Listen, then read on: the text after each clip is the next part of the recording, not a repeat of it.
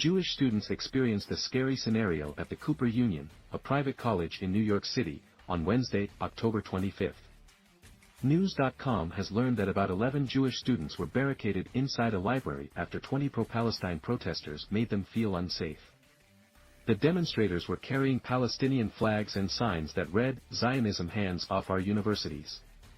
They had reportedly scheduled a demonstration outside the foundation building of Cooper Union, at 7 East 7th Street at 1 p.m., the New York Post reported.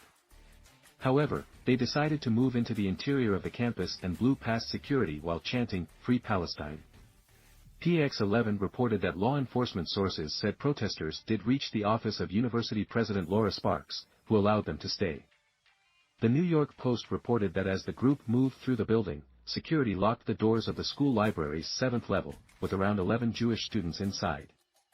Video footage shared on X showed protesters banging on the locked door as the Jewish students huddled inside. Someone in the video said, "It sounds like the pro-Palestinians protesters want to break the library door down. What are they planning on doing to these people if they get in?" Another video shared on the platform showed protesters banging on the windows of the library with signs and posters. Some slammed anti-Zionist posters against the windows where the Jewish students were holed up, and shouted anti-Semitic chants. The New York Post spoke to an anonymous student who was present in the library at the time. "When they started banging on the door, my heart started pounding. I was crying. I think if the doors weren't locked, I don't know what would have happened. I don't want to speculate what would have happened. It just makes me too nervous. I was absolutely terrified in that moment," the student said.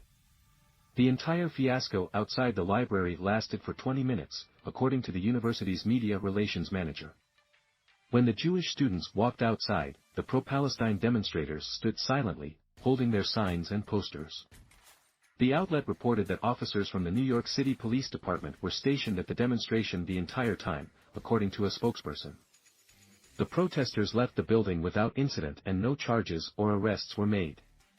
Mayor Eric Adams tweeted, "The NYPD was present on scene and was coordinating with school security during the entire event, ensuring no one was injured.